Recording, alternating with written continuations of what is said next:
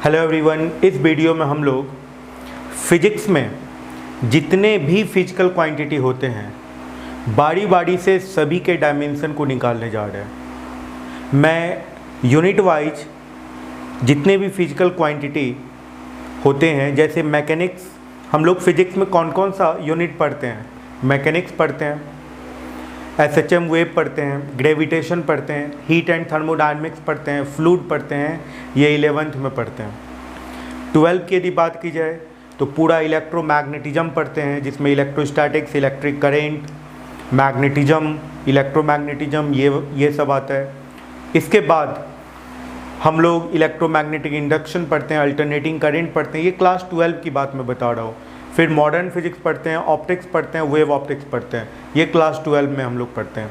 तो जितने भी हम लोग यूनिट पढ़ते हैं क्लास 11th के और क्लास 12 के, सभी में इन्वॉल्व होने वाले, सभी में यूज होने वाले फिजिकल क्वांटिटी के डायमेंशन को हम लोग इस वीडियो में देखने जा रहे हैं। ठीक है, तो मैं शुरू करता हूँ सबसे फर्स्ट मैकेनिक्स से। मैं मैकेनिक्स से शुरू करता हूँ। मैकेनिक्स में जो फर्स्ट चैप्टर है ये है काइनेमेटिक्स। कौन सा है? काइनेमेटिक्स। काइनेमेटिक्स में हम लोग डिस्टेंस पढ़ते हैं, डिस्प्लेसमेंट पढ़ते हैं। ठीक है, ये सब क्या है? एक लेंथ है, तो इसका डायमेंशन क्या हो जाएगा? L। ओके, बेसिक से मैं शुरू कर रहा हूँ और धीरे धीरे हम लोग सारे फिजिकल क्वांटिटी के डायमेंशन को देखेंगे। अब यदि बात कर ली जाए वेलोसिटी की, तो ये क्या होता है? ये होता है डिस्प्लेसमेंट बाय टाइम।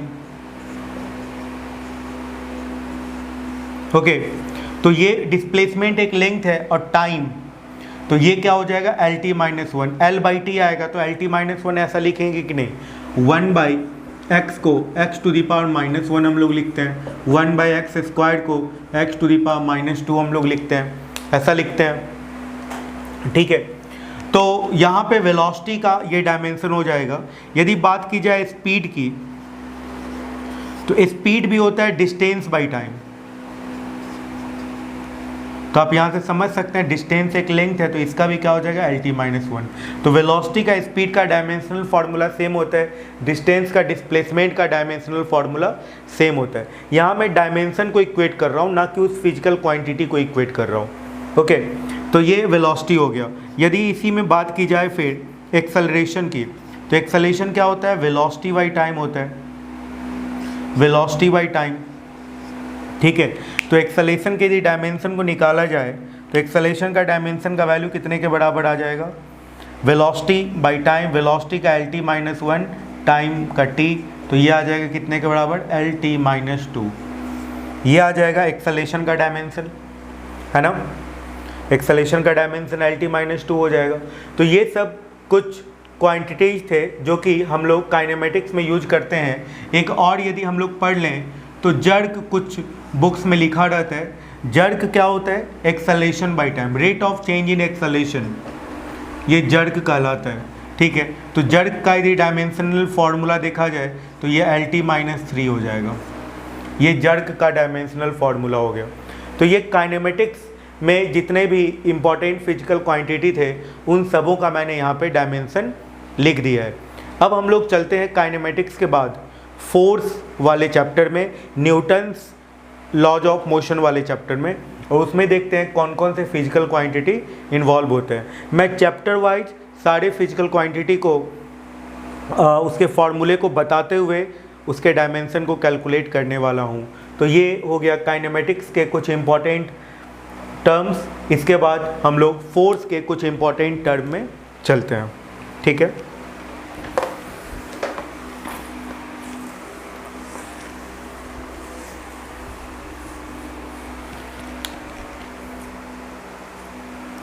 तो बात करते हैं फोर्स की। ठीक है, तो फोर्स क्या होता है? मास इंटू एक्सेलरेशन होता है ना। तो यदि आप फोर्स का डायमेंशन लिखना चाहते हैं तो मास का डायमेंशन m और एक्सेलरेशन का डायमेंशन LT - 2, तो फोर्स का डायमेंशन निकल चुका है। ठीक है, इसी तरीके से ये फोर्स हो गया। इसी तरीके से यदि आप लीनियर मोमेंटम की बात करते हैं, यदि आप लीनियर मोमेंटम की बात करते हैं तो लीनियर मोमेंटम क्या होता है, मास इंटू वेलोसिटी होता है। तो लीनियर मोमेंटम का डायमेंशन मास का डायमेंशन इंटू वेलोसिटी का डायमेंशन, तो ये M L T minus one हो जाएगा, क्योंकि वेलोसिटी का dimension L T minus one होता है। तो ये फोर्स हो गया, ये मोमेंटम हो गया। इसी तरीके से एक और टर्म डिफाइन है, इम्पल्स। लीनियर मोमेंटम को कुछ कंट्री में पल्स भी कहा जाता है, पल्स, और ये हो गया इम्पल्स। इसीलिए पी से डिनोट किया गया, क्योंकि इसको पल्स कहा जाता है। तो इम्पल्स होता है change in linear momentum, final linear momentum minus initial linear momentum. इसका मतलब है इम्पल्स का भी वही डायमेंशन होगा जो लीनियर मोमेंटम का डायमेंशन होगा, क्योंकि ये दोनों क्या है, इम्पल्स इसके चेंज से ही मिल रहा है। मतलब एक तरीके से प्रिंसिपल ऑफ होमोजेनिटी यदि लगाएं तो इम्पल्स और लीनियर मोमेंटम का डायमेंशन सेम हो जाएगा। तो यदि आप इम्पल्स को, बहुत सारे बुक जे से इसको डिनोट करते हैं, मैं आई से डिनोट करता हूँ। तो इम्पल्स को यदि लिखें तो मोमेंटम के डायमेंशन के बराबर हो जाएगा, तो M L T minus one के बराबर हो जाएगा इसका डायमेंशन। ये इम्पल्स का डायमेंशन हो गया, ठीक है। अब जैसे फोर्स है, तो फोर्स चाहे फ्रिक्शन फोर्स हो चाहे वेट हो, सबका डायमेंशन क्या होगा, यही होगा, कोई भी किसी भी तरह का फोर्स हो। ओके, तो ये लॉज ऑफ मोशन से रिलेट के अंदर इन्वॉल्व होने वाले कुछ फिजिकल क्वांटिटी थे। इसके बाद हम लोग इससे आगे बढ़ते हैं।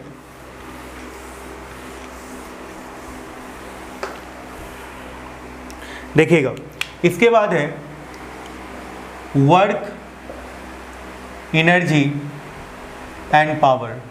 ये वाला चैप्टर पढ़ाया जाता है, वर्क, एनर्जी एंड पावर पढ़ाया जाता है। तो वर्क का डायमेंशन यदि निकालना हो तो वर्क क्या होता है, फोर्स इनटू डिस्प्लेसमेंट होता है। क्या होता है, फोर्स इनटू डिस्प्लेसमेंट। तो फोर्स का dimension M L T minus one, M L T minus two, और डिस्प्लेसमेंट का क्या हो गया, एल। तो क्या हो जाएगा ये M L two T minus two, ठीक है। इसी तरीके से ये वर्क हो गया। वर्क और एनर्जी जैसे जो भी स्टोर्ड एनर्जी है उसका खर्च ही तो वर्क है। तो वर्क और एनर्जी डायरेक्ट रिलेटेड है एक दूसरे के साथ, ठीक है। मतलब आपको वर्क करना है तो एनर्जी खर्च करना होगा, है या नहीं है, ठीक है। तो इसी कारण से आप कहते हैं कैपेसिटी टू डू वर्क, ये क्या होता है, एनर्जी होता है। तो वर्क का और एनर्जी का सेम होगा। वैसे आप देख भी लीजिए, एनर्जी, कोई भी एनर्जी, जैसे काइनेटिक एनर्जी की बात मैं करता हूँ तो ये क्या होता है, हाफ एम वी स्क्वायर्ड होता है। तो काइनेटिक एनर्जी का जब डायमेंशन आप लिखोगे तो क्या हो जाएगा, हाफ का तो कोई डायमेंशन नहीं होगा, मास का डायमेंशन m, और वेलोसिटी का डायमेंशन क्या हो गया, एल टी माइनस वन का स्क्वायर्ड। तो क्या हो जाएगा, काइनेटिक एनर्जी का डायमेंशन यहाँ से आपको मिल गया, कितना मिल गया, M L two T minus two. ये हो गया काइनेटिक एनर्जी का डायमेंशन, ठीक है। इसी तरीके से आप समझ सकते हैं कि जो वर्क का डायमेंशन होगा वही काइनेटिक एनर्जी का डायमेंशन होगा, वही पोटेंशियल एनर्जी का डायमेंशन होगा, वही मैकेनिकल एनर्जी का डायमेंशन होगा, या इसी तरह के किसी भी एनर्जी का डायमेंशन होगा। ये भी हीट एनर्जी के डायमेंशन, एनर्जी कोई भी एनर्जी हो सबका डायमेंशन सेम हो जाएगा। तो हीट एनर्जी का भी डायमेंशन यही होगा, ठीक है। तो ये सब फिजिकल क्वांटिटी का डायमेंशन सेम हो गया, ओके। वर्क का, okay, kinetic energy, potential energy, mechanical energy, heat energy, और सबका dimension M L two T minus two की बराबर हो गया। इसी में यदि बात करें पावर की, पावर का क्या डायमेंशनल फार्मूला होगा, ठीक है। तो पावर क्या होता है, rate of doing work. Power equal to होता है work by time, rate of doing work is defined as power. तो पावर का यदि डायमेंशनल फार्मूला लिखें तो वर्क का डायमेंशनल फार्मूला बाई टाइम, तो वर्क का क्या होता है, M L two T minus two होता है, बाई टाइम हो गया। तो पावर का डायमेंशनल फार्मूला फाइनली आ गया M L two T minus three. This is the dimensional formula of power, this is the dimensional formula of power. तो इस तरीके से हम लोगों ने डिफरेंट फिजिकल क्वांटिटी जो कि वर्क से रिलेटेड था सबका डायमेंशनल फार्मूला सीख लिया है। अब हम लोग चलते हैं सर्कुलर मोशन से रिलेटेड कुछ फिजिकल क्वांटिटी के डायमेंशन को सीखते हैं कैसे निकाला जाए।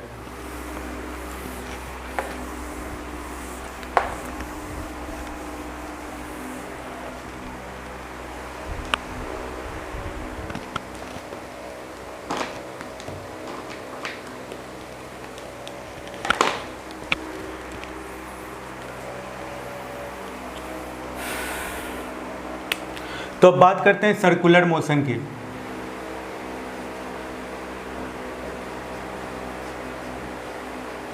सर्कुलर मोशन में सबसे फर्स्ट जो टर्म है that is angular displacement. Angular displacement, ठीक है, जिसको थीटा लिखते हैं। तो एंगल ही है एक तरीके से। एंगुलर डिस्प्लेसमेंट क्या है? एक एंगल है, और एंगल क्या होता है? डायमेंशन लेस होता है। तो इसका डायमेंशन क्या हो जाएगा? m0, l0, t0, ठीक है। सेकेंड बात करते हैं एंगुलर वेलोसिटी की।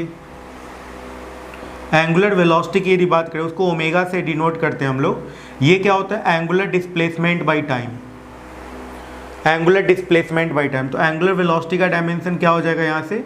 t-1, ऐसा कुछ लिख सकते हैं, या ऐसे भी लिख सकते हैं m0, l0, t-1, m0, l0, t-1 भी लिखा जा सकता है। ये एंगुलर वेलोसिटी हो गया। थर्ड है एंगुलर एक्सेलरेशन। तो एंगुलर एक्सेलरेशन की यदि बात करेंगे तो इसको अल्फा से डिनोट किया जाता है, ठीक है। तो एंगुलर एक्सेलरेशन क्या होता है? Angular velocity by time. तो यदि इसका डायमेंशन निकाला जाए, ओमेगा का क्या हो जाएगा? t-1, और यहाँ पे t, तो ये हो जाएगा t-2। t-2 हो जाएगा एंगुलर एक्सेलरेशन का। एंगुलर वेलोसिटी का t-1 होगा। एंगल तो डायमेंशन लेस होता है। तो ये सब कुछ फिजिकल क्वांटिटी हो गया जो कि आप सर्कुलर मोशन में पढ़ते हैं।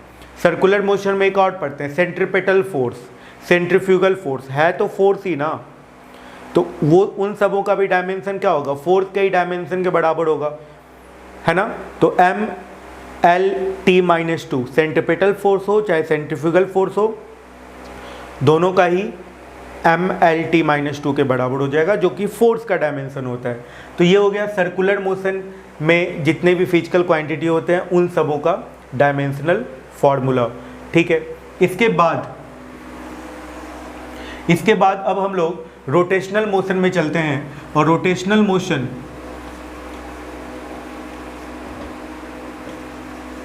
मोशन में देख लेते हैं कौन कौन सा फिजिकल क्वांटिटी इन्वॉल्व होता है रोटेशनल मोशन में। तो रोटेशनल मोशन में जो सबसे पहला फिजिकल क्वांटिटी इन्वॉल्व होता है that is moment of inertia. Moment of inertia, moment of inertia I से इसको भी डिनोट किया जाता है। देखिए रिप्रेजेंटेशन का जो डिनोट करने का जो तरीका है, दो फिजिकल क्वांटिटी का सेम हो सकता है, लेकिन यूनिट तो सबका अलग अलग होगा ना। ओके, तो जब यूनिट अलग अलग होगा, तो जैसे देखिए, जैसे अभी इम्पल्स मैंने देखा, उसको भी आई से डिनोट किया था मैंने, और अभी मोमेंट ऑफ इनर्शिया को भी मैं आई से डिनोट कर रहा हूँ। यदि दो जगह आई और आई का वैल्यू दिया हुआ हो, तो कौन मोमेंट ऑफ इनर्शिया है, कौन इम्पल्स है, ये पता करने के लिए आप क्या कीजिएगा? उसके यूनिट को देखिएगा। जैसे ये mr² है, इसका यूनिट kg/m² होगा, और वहाँ पे क्या था? इम्पल्स था, उसका क्या होगा? kg/s होगा। तो आप यूनिट को देख के पता कर सकते हैं कि कौन मोमेंट ऑफ इनर्शिया है, कौन इम्पल्स है। तो यहाँ पे यदि इसके डायमेंशन को निकाला जाए, तो मास का डायमेंशन M, r² है, तो इसका डायमेंशन L2। तो मोमेंट ऑफ इनर्शिया का डायमेंशन यहाँ से ml2 आ गया। ये मोमेंट ऑफ इनर्शिया का डायमेंशन आ गया, ठीक है। इसके बाद एक फिजिकल क्वांटिटी है टॉर्क। टॉर्क होता है moment of inertia into angular acceleration. इसको टाउ से डिनोट किया जाता है। टाउ लिखने का ऐसा तरीका है। तो टाउ का डायमेंशनल फार्मूला क्या होगा? मोमेंट ऑफ इनर्शिया का dimensional formula into angular acceleration का डायमेंशनल फार्मूला। तो आई का होगा ml2 और अल्फा का होगा t-2। तो टॉर्क का क्या हो गया? ml2 t-2। देखिए यहाँ पे टॉर्क का जो डायमेंशनल फार्मूला आया है वही वर्क का भी डायमेंशनल फार्मूला आता है, ठीक है। तो क्या वर्क और टॉर्क एक ही तरह का क्वांटिटी है? नहीं, टॉर्क अलग चीज़ है, वर्क अलग चीज़ है। टॉर्क जब आप रोटेशन पढ़िएगा उसमें बताया जाता है, टॉर्क जो है फोर्स की तरह का क्वांटिटी है। ठीक है, एनर्जी की तरह का क्वांटिटी नहीं है, फोर्स के तरह का क्वांटिटी है। यदि आप फोर्स का यूज क्या करते हैं, किसी भी ऑब्जेक्ट को चलाने में करते हैं, किसी भी ऑब्जेक्ट को यहाँ से यहाँ तक इस शिफ्ट करना है तो वहाँ पे क्या करते हैं हम लोग, फोर्स का यूज करते हैं। लेकिन यदि आपको रोटेट करना है, आपको घुमाना है, तो टॉर्क लगाना होगा। चलाने के लिए फोर्स, घुमाने के लिए टॉर्क। तो ये टॉर्क है, दोनों अलग अलग चीज़ें। डायमेंशनल फार्मूला सेम हो जाने से वो फिजिकल क्वांटिटी सेम नहीं हो जाता है। जैसे मान लेते हैं किसी का नाम सूर्य प्रकाश है, तो उसको सनलाइट थोड़ी कहेंगे हम लोग, तो वो अलग चीज़ है। तो ये टॉर्क हो गया, ठीक है, ये रोटेशनल मोशन का सेकेंड फिजिकल क्वांटिटी। इसी तरीके से थर्ड एक है एंगुलर मोमेंटम। एंगुलर मोमेंटम को L से डिनोट करते हैं, ये होता है आई ओमेगा। MVR भी लिखा जाता है, इसको R क्रॉस F भी लिखा जाता है। टॉर्क को किसी भी तरीके से निकालिए, कोई भी फॉर्मूले से निकालिए, डायमेंशनल फार्मूला यही आना है। तो यहाँ पे एंगुलर मोमेंटम का जैसे निकालना है, तो angular momentum, moment of inertia into angular velocity, moment of inertia का ml2 और एंगुलर वेलोसिटी का t-1। तो ये एंगुलर मोमेंटम का डायमेंशनल फार्मूला हो गया। लिख लीजिए इसको समझ।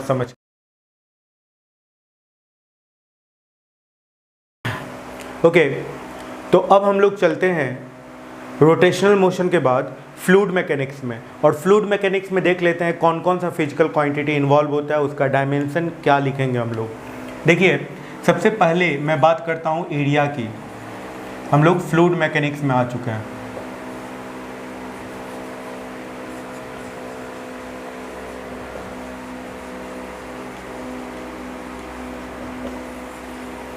तो सबसे पहले एरिया की बात करते हैं।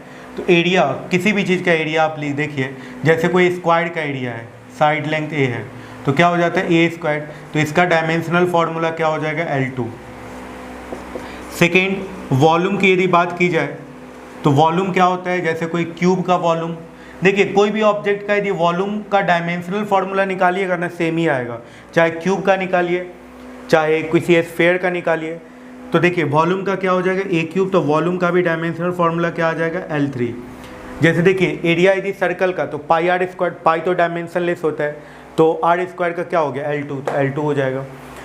वॉल्यूम का 4/3 पाई आर क्यूब, 4/3 नंबर है, पाई एक ग्रीक लेटर है, तो इसका डायमेंशनल फार्मूला होगा नहीं, आर क्यू का होगा तो L3 हो जाएगा, है कि नहीं। तो वॉल्यूम का ये हो जाएगा। इसी तरीके से थर्ड यदि निकाला जाए तो डेंसिटी क्या होता है, मास बाय वॉल्यूम। तो डेंसिटी का यदि निकाला जाएगा तो क्या हो जाएगा, density mass by volume, volume का L3, तो ये क्या हो जाएगा, ml-3। ठीक है, तो ये हो जाएगा डेंसिटी का। अच्छा, अब यदि इस पे प्रेशर की बात की जाए तो प्रेशर का क्या हो जाएगा, प्रेशर होता है फोर्स बाय एरिया। तो प्रेशर का यदि डायमेंशनल फार्मूला निकालेंगे तो फोर्स का डायमेंशन बाय एरिया का डायमेंशन। तो प्रेशर का डायमेंशनल फार्मूला क्या हो जाएगा, प्रेशर का, फोर्स का क्या होता है, mlt-2 बाय एरिया का L2। तो प्रेशर का डायमेंशनल फार्मूला हो जाएगा यहाँ से ml-1t-2। ये प्रेशर का डायमेंशनल फार्मूला हो गया, इसको 4 कर दें, ये हो गया प्रेशर का। इसी से फ्लूइड मैकेनिक्स से रिलेटेड एक और टर्म है जिसका नाम है सरफेस टेंशन।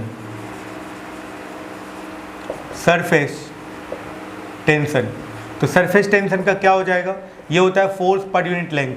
तो सरफेस टेंशन का कितने के बराबर हो जाएगा, फोर्स का हो गया mlt-2 बाई लेंथ। तो सरफेस टेंशन T से लिख सकते हैं या S से लिख सकते हैं, ठीक है। यहाँ पे सरफेस टेंशन को मैं T से डिनोट कर रहा हूँ, तो कुछ बुक S से डिनोट कर देते हैं, तो इसमें कंफ्यूज नहीं होना है आपको। तो T-2 ये सरफेस टेंशन का हो गया, ठीक है। तो नेक्स्ट कॉन्सेप्ट पे अब हम लोग चलते हैं। नेक्स्ट कॉन्सेप्ट देखिए क्या है, इसमें है अब विस्कोसिटी का कॉन्सेप्ट।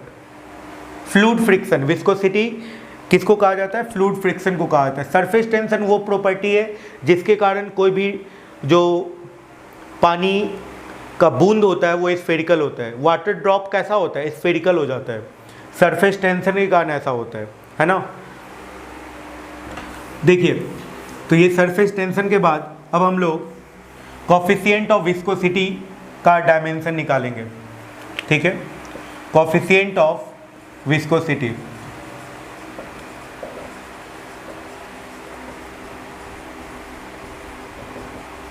कोफिशिएंट ऑफ विस्कोसिटी का डायमेंशन निकालना है। तो देखिए, इसका फॉर्मूला क्या होता है, फोर्स इक्वल टू होता है V/L ईटा A।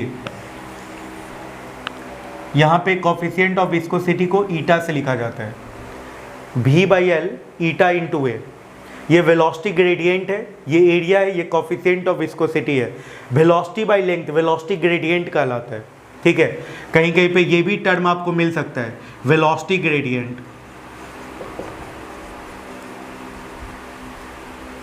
तो वेलोसिटी ग्रेडियंट का डायमेंशनल फॉर्मूला क्या हो जाएगा, V/L का जो होगा, तो क्या हो जाएगा इसका T-1 के बराबर हो जाएगा, है ना।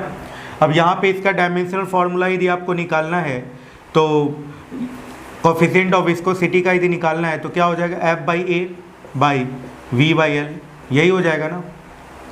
तो फोर्स बाय एरिया, प्रेशर है, प्रेशर का डायमेंशनल फॉर्मूला ये हो गया, तो ये क्या हो गया, ml-1 T-2, और V/L velocity by length, velocity का क्या होता है LT-1/L, तो ये क्या हो गया T-1। तो कोफिशिएंट ऑफ विस्कोसिटी का डायमेंशनल फॉर्मूला क्या हो जाएगा, ml-1 T-1। This is the dimensional formula of coefficient of viscosity. इस तरीके से निकाल लेंगे। चलिए फिर नेक्स्ट कॉन्सेप्ट पे चलते हैं हम लोग। कोफिशिएंट ऑफ विस्कोसिटी के बाद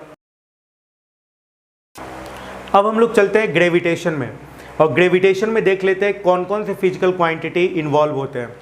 सबसे पहले तो universal gravitational constant, universal gravitational constant. Universal gravitational constant का सबसे पहले हम लोग डायमेंशन निकाल लें, ठीक ना। तो देखिए, universal gravitational force equal to क्या होता है, G(m1m2/r² होता है। तो G क्या हो जाएगा, G का डायमेंशनल फॉर्मूला क्या हो जाएगा, Fr²/m1m2, ये हो जाएगा।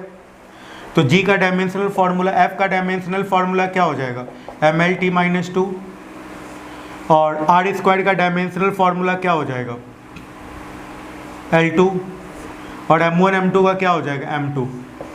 तो यूनिवर्सल ग्रेविटेशनल कांस्टेंट का डायमेंशनल फॉर्मूला क्या हो जाएगा, m-1 L3T-2, m-1 L3T-2, ये यूनिवर्सल ग्रेविटेशनल कांस्टेंट का डायमेंशनल फॉर्मूला हो गया, ठीक है। ओके, तो इस तरीके से ये टर्म है। इसके बाद है ग्रेविटेशनल फील्ड। सेकेंड टर्म जो ग्रेविटेशन में हम लोग को पढ़ना है वो है ग्रेविटेशनल फील्ड। ग्रेविटेशनल फील्ड, तो ग्रेविटेशनल फील्ड क्या होता है, gravitational force per unit mass, इसको ग्रेविटेशनल फील्ड कहा जाता है। तो इसके डायमेंशन को यदि आप निकालिएगा तो फोर्स का डायमेंशन होता है mlt-2/m, तो ग्रेविटेशनल फील्ड का डायमेंशन क्या हो जाएगा, LT-2, ठीक है। और याद रखिएगा, एक्सेलेरेशन ड्यू टू ग्रेविटी का भी यही डायमेंशन होता है। एक्सेलेरेशन ड्यू टू ग्रेविटी क्या है, एक्सेलेरेशन है, और एक्सेलेरेशन का डायमेंशन क्या होता है, LT-2 होता है। तो ग्रेविटेशनल फील्ड का जो डायमेंशन होता है वही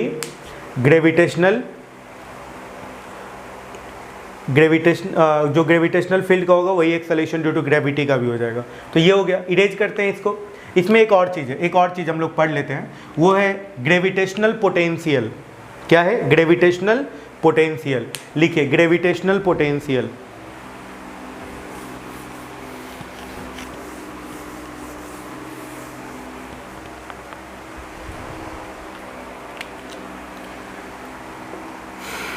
तो नेक्स्ट है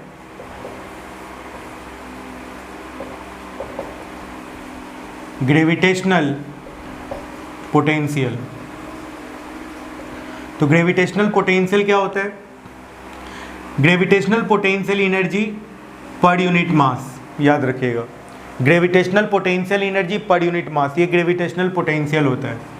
तो ग्रेविटेशन एनर्जी है ये, और ये मास है, एनर्जी का क्या होता है ml2T-2 होता है बाय मास। तो ग्रेविटेशनल पोटेंशियल का डायमेंशनल फार्मूला क्या आ जाएगा बताइए, आ जाएगा L2T-2। ये आ जाएगा ग्रेविटेशनल पोटेंशियल का डायमेंशनल फार्मूला। तो अभी जो है हम लोग ग्रेविटेशन से रिलेटेड कुछ इम्पोर्टेंट कॉन्सेप्ट हम लोगों ने सीखा है, ठीक है। लिख लीजिए, इसको इरेज करते हैं फिर।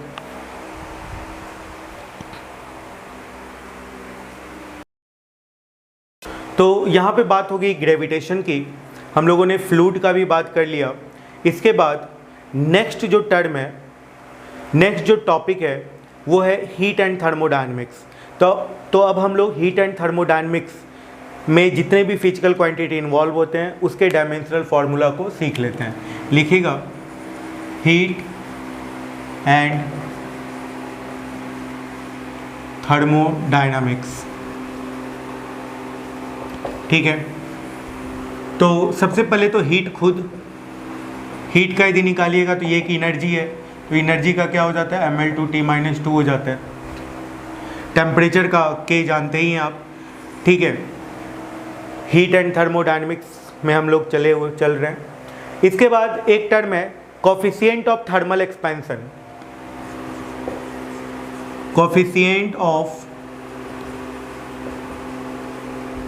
Thermal expansion. देखिए लीनियर एक्सपेंशन हो, वॉल्यूम एक्सपेंशन हो या एरिया में एक्सपेंशन हो, टेम्परेचर के बढ़ने से कोई भी मेटल का लेंथ, एरिया, वॉल्यूम एक्सपैंड करता है। तो कोई भी एक्सपेंशन हो, सबका कोफिशिएंट ऑफ थर्मल एक्सपेंशन का जो डायमेंशन होता है वो सेम होता है, ठीक है। ये कैसे डिफाइन है, तो change in length by length जो होता है ये अल्फा डेल्टा टी के प्रोपोर्शनल होता है। Delta T change in temperature है, ये change in length bye original length है, ठीक है। जैसे मान लेते हैं 1 मीटर का रॉड था, वो एक्सपैंड कर गया है 1 मीटर 2 सेंटीमीटर का हो गया, तो चेंज इन लेंथ कितना हो गया 2 सेंटीमीटर, और लेंथ कितना था 1 मीटर था, मतलब 100 सेंटीमीटर था, ठीक है। तो ये क्या हो जाएगा 2 और ये क्या हो जाएगा 100, ठीक है। 2/100 अल्फा डेल्टा टी, और डेल्टा टी यहाँ पे क्या है change in temperature. Delta T क्या हो गया चेंज इन टेम्परेचर हो गया। समझ में आ गई बात। तो अल्फ़ा का जब हम लोग डायमेंशनल फार्मूला लिखने जाएंगे तो 1/ΔT और यहाँ पे हो जाएगा ΔL/L। तो ये तो change in length bye original length है, तो इसका तो कोई डायमेंशनल फार्मूला होगा नहीं क्योंकि लेंथ बाय लेंथ हो गया, और ये 1 चेंज इन टेम्परेचर है, तो इसका डायमेंशनल फार्मूला हो जाएगा K-1। टेम्परेचर के डायमेंशन को हम लोग क्या लिखते हैं, टेम्परेचर के डायमेंशन को हम लोग K से डिनोट करते हैं, है ना। टेम्परेचर के डायमेंशन को यहाँ पे लिख देते हैं टेम्परेचर के डायमेंशनल फार्मूला को हम लोग K से लिखते हैं, कहीं कहीं पे थीटा भी लिखा होता है, ठीक है। तो कोफिशिएंट ऑफ थर्मल एक्सपेंशन का ये हो गया। इसके बाद थर्ड टर्म पे चलते हैं, यहाँ पे मैं लिख देता हूँ। थर्ड टर्म की बात करते हैं। थर्ड में कौन से फिजिकल क्वांटिटी के डायमेंशन को अब हम लोग देखते हैं। देखिए तो इसमें हम लोग देखते हैं specific heat capacity, specific heat capacity. तो specific heat capacity, heat equal to होता है ms डेल्टा टी। यहाँ पे डेल्टा टी फिर से चेंज इन टेम्परेचर है, तो s का जो वैल्यू हो गया, ये कोफिशिएंट ऑफ ये स्पेसिफिक हीट कैपेसिटी है, तो h/m डेल्टा टी हो जाएगा कि नहीं हो जाएगा। m मास है यहाँ पे, ठीक है। तो स्पेसिफिक हीट कैपेसिटी का जो डायमेंशन होगा, हीट का डायमेंशन ml2T-2, मास का डायमेंशन m, टेम्परेचर का डायमेंशन k, तो स्पेसिफिक हीट कैपेसिटी का डायमेंशन क्या हो जाएगा L2T-2 K-1, ये आ जाएगा स्पेसिफिक हीट कैपेसिटी का। नेक्स्ट लिखिएगा लेटेंट हीट। लेटेंट हीट का अब मैं डायमेंशनल फार्मूला आपको बताता हूँ। लिखिए लेटेंट हीट, लेटेंट हीट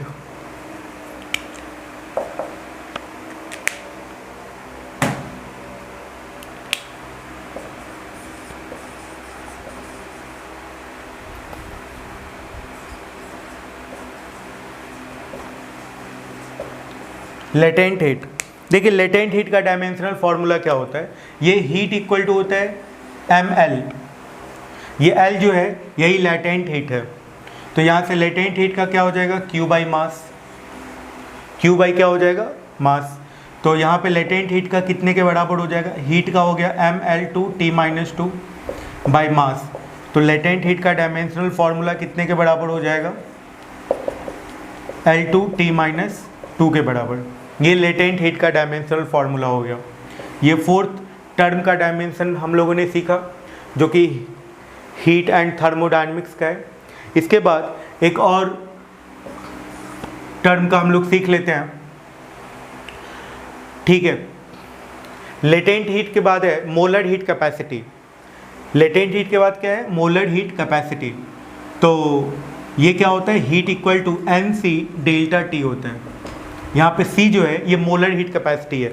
जैसे यहाँ पे specific heat capacity MS delta T था, मास था, स्पेसिफिक हीट था, वहाँ पे क्या हो जाता है, मोलर हीट कैपेसिटी, मोल इन्वॉल्व हो जाता है, ठीक है। तो मोलर हीट कैपेसिटी का डायमेंशन क्या लिखेंगे हम लोग, हीट का dimension by N delta T। तो मोलर हीट कैपेसिटी का क्या हो जाएगा, हीट का क्या हो गया mL2T-2 और इसका हो गया मोल और इसका हो गया K। तो यहाँ पे क्या हो गया mL2T-2 K-1 मोल -1। ये हो गया dimensional formula molar heat capacity का, लिख लीजिए molar heat capacity. Molar heat capacity का ये डायमेंशनल फॉर्मूला हो गया, ठीक है। इसके बाद हम लोग इससे आगे बढ़ते हैं, कुछ और भी फिजिकल क्वांटिटी जो कि हीट एंड थर्मोडायनेमिक्स से इन्वॉल्व है, रिलेटेड है, उसके डायमेंशनल फॉर्मूला की बात हम लोग कर लेते हैं। तो नेक्स्ट फिजिकल क्वांटिटी जो इन्वॉल्व है उसका नाम है थर्मल कंडक्टिविटी। लिखिएगा next, thermal conductivity. Thermal conductivity के डायमेंशन को हम लोग देख लेते हैं। देखिए थर्मल कंडक्टिविटी ये 6th हो जाएगा, थर्मल कंडक्टिविटी। ये कैसे डिफाइंड है, ये डिफाइंड है रेट ऑफ हीट एनर्जी जो होता है वो KA/L इंटू डेल्टा T के बराबर होता है, KA/L इंटू डेल्टा T के बराबर होता है। तो जब आप यहाँ पे ये जो है थर्मल कंडक्टिविटी है, इसी का डायमेंशन आपको निकालना है। तो थर्मल कंडक्टिविटी ये हीट एनर्जी बाई टाइम है। तो थर्मल कंडक्टिविटी का क्या हो जाएगा, Q/T L/A इंटू 1/डेल्टा T, यही हो जाएगा Q/T L/A 1/डेल्टा T। ये चेंज इन टेम्परेचर, ये क्या है, चेंज इन टेम्परेचर है। तो अब यहाँ से निकालिए थर्मल कंडक्टिविटी का। तो ये टाइम है, ये क्या है, टाइम है। तो हीट एनर्जी mL2T-2, टाइम का T, L/A है तो L/L2, एरिया का क्या होता है L2, ठीक है। और ये हो गया 1/K। तो फाइनली निकल जाएगा, कितने के बराबर आ जाएगा, देखिए ये ऊपर चला जाएगा, ये L2 यहाँ से कट जाएगा तो आ जाएगा ये mL/T-3 K-1, mL/T-3 K-1, ये हो जाएगा थर्मल कंडक्टिविटी का। यहाँ पे Kc लिख दें, मतलब यहाँ पे इसको थर्मल कंडक्टिविटी लिखा जा रहा है, लिख लीजिए इसको। इसमें स्टीफेंस कांस्टेंट क्या है, स्टीफेंस कांस्टेंट, स्टीफेंस कांस्टेंट, इसके डायमेंशन की बात करते हैं। ये सब डायमेंशनल कांस्टेंट है, ये सब ऐसा फिजिकल क्वांटिटी है जिसका वैल्यू जो है कांस्टेंट होता है और इसके पास डायमेंशन होता है, ठीक है। स्टीफेंस कांस्टेंट, स्टीफेंस कांस्टेंट को कैसे डिफाइन किया जाता है, ये भी Q/T जो है हीट एनर्जी बाई टाइम, ये डायरेक्टली प्रोपोर्शनल होता है एरिया पे टेम्परेचर टू द पावर 4 पे, ये डायरेक्टली प्रोपोर्शनल होता है। तो यहाँ पर जो प्रोपोर्शनलिटी कांस्टेंट होता है इसी को हम लोग कहते हैं स्टीफेंस कांस्टेंट। ये लॉ स्टीफेंस का दिया हुआ है, इसी कारण से स्टीफेंस कांस्टेंट नाम आता है इसका। तो यदि स्टीफेंस कांस्टेंट का आप डायमेंशन निकालना चाहते हैं तो ये टाइम है, ये टेम्परेचर है, ध्यान रखिएगा, ठीक है। तो यहाँ पे क्या हो जाएगा, Q/T, ठीक है, 1/A T⁴ यही ना आएगा।